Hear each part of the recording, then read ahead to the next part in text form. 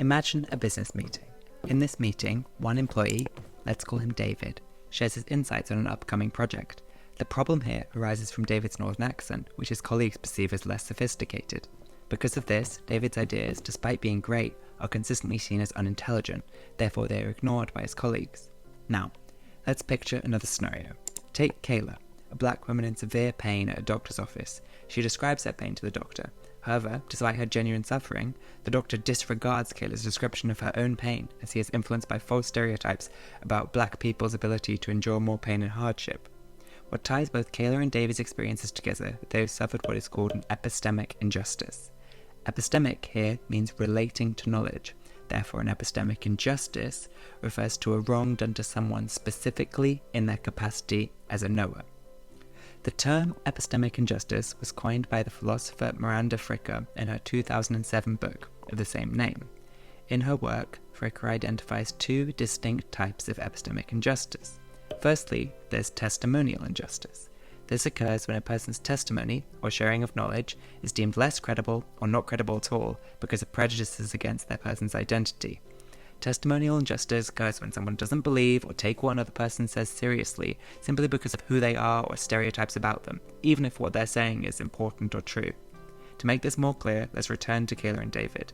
Both Kayla and David share their testimony. David shared his knowledge on the upcoming project, and Kayla shared her knowledge of her pain. While typically we decide if the testimony is credible or not based on whether there's good reason to believe what's claimed is true, Kayla and David's statements were deemed less credible solely due to prejudice against aspects of their identity. Their testimony was cast aside because they were black or a woman or perceived as low class. That is testimonial injustice. The second kind of epistemic injustice Fricker identifies is hermeneutical injustice. Hermeneutical, in this sense, relates to interpretation, understanding, and explanation. Hermeneutical injustice happens when a socially disadvantaged person's experiences can't be understood or explained because there aren't concepts to describe them. It's like trying to understand and talk about something when there are no words for it. Fricker defines the concepts as the injustice of having some significant area of one's social experience obscured from collective understanding, owing to a structural identity prejudice and the collective hermeneutical resource. Take the case of Carmita Wood and sexual harassment. Prior to the 1970s, there was no concept of sexual harassment. While the behaviour and harms definitely existed, the language and therefore understanding was simply not something that existed in people's minds. However, Carmita Wood, working a university admin job, was continually, what we would now call, sexually harassed by a distinguished male professor. The eminent man would jiggle his crotch when he stood near her desk and looked at his mail, or he'd deliberately brush against her breasts when reaching for some papers.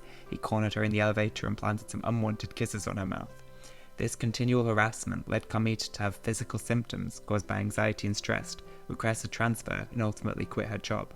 However, despite this, she struggled to explain what had happened to her. There was no word for sexual harassment and the professor's inappropriate behaviour. When asked why she left her job for an unemployment benefits claim, Carmita couldn't articulate what had happened to her. Upon prodding, she simply listed the reason as personal and was denied. Carmita Wood, alongside others who endured sexual harassment without the means to comprehend and express it, suffered a hermeneutical injustice. A gap existed in our understanding and language for women to describe their experiences. Only when 8 women fought for Carmita's unemployment gains did the term sexual harassment get invented and recognized. Similar stories surrounding concepts like microaggression and postpartum depression show the extent to which hermeneutical injustice shapes our lives. As you can see, epistemic injustice can take many forms and occur in our everyday lives. Debates on epistemic injustice continue to evolve and grow, but recognizing and addressing these injustices is essential for fostering a fairer and more inclusive society.